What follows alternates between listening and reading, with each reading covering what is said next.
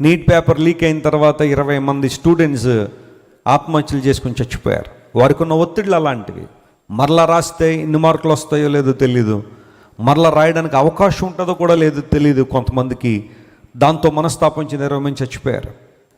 మెల్లగా చిన్న ఉద్యమం స్టార్ట్ అయింది. దానికి సంబంధించిన విద్యాశాఖ మంత్రి రాజీనామా చేయాలా, ఆ 20 మంది పిల్లలకు నష్టపరిహారం ఇప్పించాలా. ఎందుకోసం అంటే భారతదేశంలో ప్రతి చిన్నదానికి నష్టపరిహారం అనౌన్స్ చేసేస్తున్నారు కదా, దానికి కూడా ఇవ్వాలని కొంతమంది చిన్నగా ఉద్యమం స్టార్ట్ చేశారు. ఆఖరికి మనకు తెలుసు సిజేపీ అనే ఒక యువత, వారందరూ కూడా రోడ్ల మీదకి వచ్చి ఢిల్లీలో జంతర్ మంతర్ దగ్గర ఉద్యమాన్ని తీవ్రతరం చేశారు. ఆ మొదటి రోజు వీడియోలు చూస్తూ ఉంటే చాలా బాధ అనిపించింది. ఆ యూత్ని పోలీసు వారు కొడుతూ ఉంటే కొంతమందికి చేతులు చిరిగిపోయి, బోన్స్ అని విరిగిపోయి, తలల మీద దెబ్బలు తగిలి చాలా భయంకరమైన పరిస్థితులు వారు ఎదుర్కొన్నప్పుడు బహుశా వారు అనుకుని ఉంటారు, ఈ యువత ఈ దెబ్బలకి భయపడి వెనక్కి వెళ్ళిపోతారేమోనని. అదేంటో అసలు వెళ్ళలేరు. బీహార్ ప్రొటెస్ట్ చూస్తే నవ్వుకునే పరిస్థితులు కూడా ఉన్నాయి. బ్యారికేడ్లు ఎత్తుకుపోతున్నారు వాళ్ళు, రకరకాల కార్యక్రమాలు చేశారు. ఇవన్నీ మళ్ళీ ఎవడో ఇలా అడుగుతున్నాడు పోలీసు వాళ్ళని, సార్ ఆ టీయర్ గ్యాస్ బుల్లెస్ వేరే అండి అని అడుగుతున్నాడు. అంటే పోలీసు వాళ్ళని రెచ్చగొడుతున్నాడు వెళ్ళి. ఇలాంటివన్నీ చేసి ఎట్టకేలకు వారు నిన్నటిదినం విజయం సాధించారని పేపర్లో నేను చూసా. ఆ మంత్రి రాజీనామా చేయడం, ప్రధాన్ అనబడే వ్యక్తి అల్టిమేటం ఇచ్చారు నిన్న, ప్రధాన్ గనక రాజీనామా చేయకపోతే ప్రధాని రాజీనామా చేయాల్సి వస్తుందని. గంటలో రాజీనామా చేశాడు ఆయన. మరి లోపల ఏం జరిగిందో తెలియదు. రే ఆఖరికి వాళ్ళు అటు ఇటు పడి నా మీద పడుతున్నారు అనుకున్నాడు ఏంటో, ముందు నువ్వే తప్పేసుకుంటే బాగుంటుందని ఆయన తప్పించేశారు.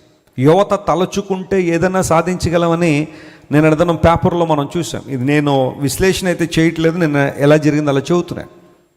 ఒక పట్టుదల, ఒకటి సాధించాలా, విద్యా రంగంలో సంస్కరణలు తీసుకురావాలి అని యువత పోరాడారు. వారు పోరాడింది ఒక మంచి కోసమైనా చాలామంది విశ్లేషకులు చెబుతూ ఉన్నారు. ఆఖరికి విజయం సాధించారు. ప్రభుత్వం మెడలు ఉంచి ఎట్టకెళ్ళ వారు అనుకున్నది సాధించారు. భయపడలేదు దేనికి. భౌతిక సంబంధమైన లౌకికపరమైన విషయాల్లోనే మనిషికి ధైర్యం ఉన్నప్పుడు సత్యం కోసం, దేవుని కోసం చిన్న చిన్న విషయాలకు భయపడాల్సిన అవసరం లేదు. నిలబడి దేవుని కోసం ధైర్యంగా, విశ్వాసంలో బలంగా ఉండవు. మా అమ్మమ్మ ప్రభువుని అంగీకరించినందుకు కులమంతా నిలబెట్టి వీర రాఘవం, మా అమ్మమ్మ పేరు వీర రాఘవమ్మ, వీర రాఘవమ్మ నువ్వు యేసు ప్రభువుని అంగీకరించినందుకు మేము నిన్ను వెలివేస్తున్నాం. మా ఇంట్లో జరిగే ఫంక్షన్లకు కానీ, పేరెంటల్కి కానీ, మరొకటికి కానీ నీకు ఇంకా అవకాశం లేదు. మేం కావాలా, దేవుడు కావాలో కోరుకో అని ఆ 20-30 మంది బంధువులు మా అమ్మమ్మని కార్నర్ చేసి భయంకరంగా బాధించి, వేధించి, నిందించి యేసు ప్రభువుని అంగీకరించామని చెప్పి చాలా మాటలు అన్నారు. అవన్నీ చెప్పడం నా ఉద్దేశం కాదు. మా అమ్మని కార్నర్ చేసి వదిలిపెడితే ఎక్కడి నుండి వచ్చిందో తెలియదు ఆ ధైర్యం. ఆమె ఏమని తెలుసా, మీరు నన్ను వెలేశారా, మీరు నన్ను వెలేయడం కదా, నేనేమేమని వెలేసాను అంది. ప్రభు కోసం నిలబడతాను నేను యేసు ప్రభువుని అంగీకరించింది భౌతిక సంబంధ విషయాల కోసం కాదు. ఆయన దగ్గర నిత్యజీవ మాటలు ఉన్నాయి. ఇలాంటి మాటలు నేను ఎక్కడ చూడలేదు. నా కోసం ప్రాణం పెట్టిన దేవుడు ఆయన ఒక్కడే, మరెవ్వరూ నా కోసం ప్రాణం పెట్టలేదని నేను గుర్తించాను. ఆయనే నా జీవితం, ఆయన కోసం నేను జీవిస్తానని నిర్ణయం తీసుకుంది. అప్పటికి మా అమ్మమ్మ వయసు 28 సంవత్సరాలు, మా అమ్మగారు మా మామయ్య చిన్నపిల్లలు. భర్త వదిలేశాడు, కులం వదిలేసింది, మతం వదిలేశారు, కానీ ఏసే వదలలేదు. 90 సంవత్సరాలు బతికింది ప్రభు కోసం, దేవుని కోసం జీవించింది. ఉన్నతమైన ఆశీర్వాదాలను ప్రభువులో చూసింది. నా సేవ కోసం, నా పరిచర్య కోసం, నా ప్రయాణాల కోసం గంటలు ప్రార్థన చేసేది. నా సేవ అభివృద్ధిని చూసి సంతోషించిన వారిలో మా అమ్మమ్మ ఖచ్చితంగా మొదటి స్థానంలో ఉంటుందని నేను చెప్పగలను. మా నాయనమ్మ జీవితం కూడా అలాంటిదే. కృష్ణా జిల్లాలో ఒక భయంకర వ్యాధితో రోడ్డు మీద పడున్నప్పుడు ప్రభువారు దర్శిస్తే మా నాయనమ్మ బ్రతికింది. కష్టపడి పనిచేసేది. ఏనాడు సోమరిగా ఉండడం మా నాయనమ్మని చూడలేదు. 6 పిల్లల్లో సరిపోగా తెచ్చుకుని పెంచుకుంది 7 పిల్లలు. ఆ 7 పోషించడంలో మా నాయనమ్మ చాలా ప్రయాసపడింది. ఎంతోమంది ఎన్నో రకాలుగా ఇబ్బందులు పెట్టారు. కృష్ణయ్యమ్మ యేసు ప్రభువుని అంగీకరిస్తే నీకు ఏం వస్తుంది, ఏం వచ్చినా రాపోయినా పర్వాలేదు, మనశ్శాంతి ఉంది, నాకు సత్యాన్ని అంగీకరించాను, ప్రభు ప్రేమలో కొనసాగుతున్నాను. వారి పెద్ద కుమారుడు మా తండ్రి గారి సేవలోకి వస్తున్నప్పుడు అందరూ ఆశ్చర్యపోయారు. వీళ్ళ కుటుంబంలో సేవకులు ఎవరు లేరు, అంతకుముందు ఎవరు లేరు.